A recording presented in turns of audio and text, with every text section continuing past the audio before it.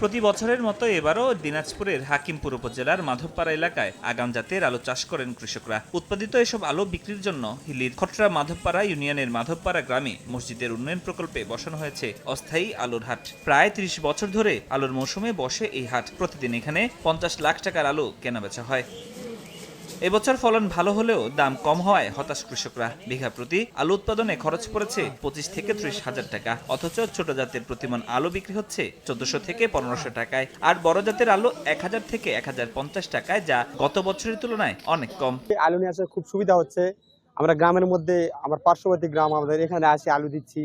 বিগত বছরের তুলনায় এবার আলুর দাম অনেক কম, যেটা স্টোরে পুরাতন আলু থাকার কারণে আমরা যারা ব্যবসা করি তাদেরও লস, কৃষকদেরও লস। এখান থেকে যে টাকাটুকু ওঠে সেই টাকাটা আমরা সমুদায় মসজিদে ভাগ করে দিই। এলাকায় যে মসজিদগুলো আছে সেই মসজিদগুলোকে ভাগ বন্টন করে দেওয়া হয়। এদিকে কৃষি বিভাগ বলছে আবহাওয়া অনুকূলে থাকায় এবার আলুর ফলন ভালো হয়েছে। রফতানি শুরু হলে কৃষকরা ক্ষতি কাটিয়ে উঠতে পারবেন বলে আশা তাদের। আগাম জাতের আলুটা আসলে সময় কম লাগে এবং সাশ্রয়ী, এবং কৃষকরা আসলে এই জন্য এই আগাম আলুর প্রতি দিন দিন উৎসাহী হচ্ছে, এবং আমাদের কৃষি বিভাগ থেকে তাদেরকে সব ধরনের প্রয়োজনীয় পরামর্শ আমরা দিচ্ছি।